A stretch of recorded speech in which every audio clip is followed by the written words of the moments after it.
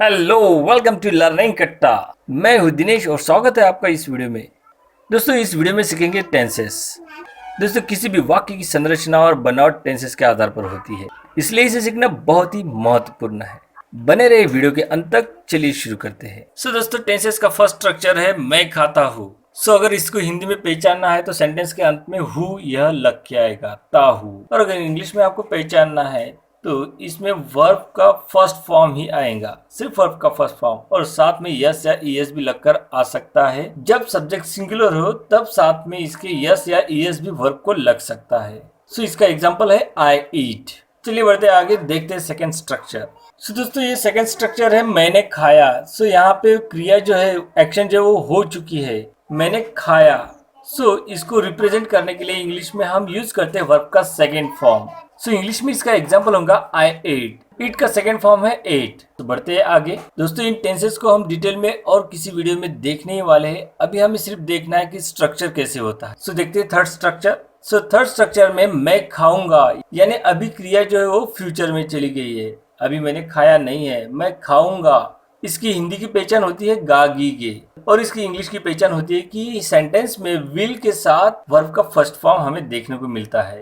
इसको बनाते समय भी हमें यही यूज करना है, सब्जेक्ट और उसके बाद विल और उसके साथ वर्ब का फर्स्ट फॉर्म। विल के साथ हमें वर्ब का फर्स्ट फॉर्म यूज करना है और उसके बाद हमें अदर वर्ड्स यूज करना है।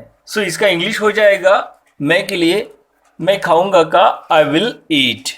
I will eat. तो देखते हैं अगला स्ट्रक्चर। नेक्स्ट स्ट्रक्चर है, उस स्ट्रक्चर में मैं खा रहा हूँ। यहाँ पे मैं भी टेंसेस के नाम एक्सपोज नहीं कर रहा हूँ क्योंकि आपके मन में कोई कंफ्यूजन पैदा ना हो, इसलिए अभी हमें फोकस करना है सिर्फ स्ट्रक्चर पे कि जिस भी सेंटेंस में हमें रहा हूँ रही हूँ ऐसा देखने को मिलता है, उस स्ट्रक्चर को बनाते समय हमें इंग्लिश में यूज करना है एम इज आर, इनमें से कोई भी एक, और साथ में वर्ब प्लस आईएनजी। इसका इंग्लिश हो जाएगा आई एम ईटिंग। मैं खा रहा हूँ, I am eating. Next structure की बात करते हैं। इस स्ट्रक्चर में मैं खा रहा था।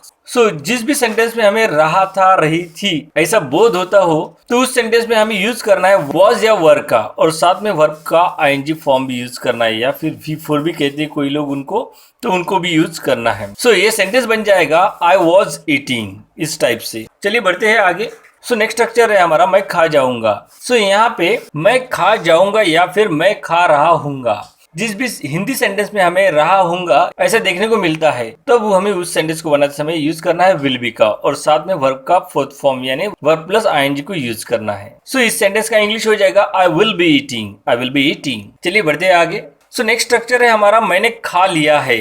जिस भी सेंटेंस में हमें खा लिया है या फिर चुका है ऐसा देखने को मिलता है, उन सेंटेंस का इंग्लिश बनाते समय हमें हैव या हैज का यूज करना होता है और साथ में वर्ब का थर्ड फॉर्म यूज करना होता है। ये सेंटेंस बन जाएगा I have eaten. I have eaten. देखते हैं नेक्स्ट स्ट्रक्चर। नेक्स्ट स्ट्रक्चर है हमारा मैंने खाया था, या फिर यहाँ पे खा लिया था या फिर खा चुका था, ऐसा अगर देखने को मिलता है तो आप इसके लिए इंग्लिश में यूज करोगे हैड का, और साथ में वर्ब का थर्ड फॉर्म यूज करोगे। अगर कुछ आपको यहाँ पे नोट करना है तो आप एक कॉपी लेके उसको नोट कर सकते हो और फिर उसको याद कर सकते हो, या फिर अगर कुछ इसमें बताने का रह भी गया होगा तो मैं आपको अगले वीडियो में उसको दे दूंगा। इस सेंटेंस का इंग्लिश हो जाएगा I had eaten. I had eaten. Eaten यहाँ पे ईट का थर्ड फॉर्म है, eat ate eaten. Next structure देखते हैं। मैंने खा लिया होगा। लिया होगा या फिर खा चुका होगा ऐसा अगर देखने को मिलता है तो इसके लिए हम इंग्लिश में ले सकते हैं विल हैव और उसके साथ वर्ब का थर्ड फॉर्म। सेंटेंस बन जाएगा I will have eaten. I will have eaten. बढ़ते हैं नेक्स्ट स्ट्रक्चर की ओर। मैं सुबह से खा रहा हूँ। यहाँ पे रहा हूँ का हमें सेंस हो रहा है। यहाँ पे हमें दिख रहा है कि हम यहाँ देख पा रहे हैं कि यहाँ इस सेंटेंस में रहा हूँ रही है इस टाइप का बोध हो रहा है। तो ये तो कंटिन्यूअस में भी होता था, यानी इसके पहले के स्ट्रक्चर में भी होता था। इस स्ट्रक्चर में उस स्ट्रक्चर में क्या डिफरेंस है? यहाँ पे मैंने हाईलाइट किया है सुबह को, मतलब जिस भी सेंटेंस में हमें रहा है रही है का बोध होता है उसमें अगर हमें समय दर्शाता है तो उसके लिए हम यूज करेंगे हैव, हैज, हैव और हैज में से किसी एक को, और साथ में बीन लेंगे और वर्ब को आईएनजी लगाएंगे। मतलब हैव बीन वीआईएनजी लगाएंगे या फिर हैज बीन वीआईएनजी लगाएंगे।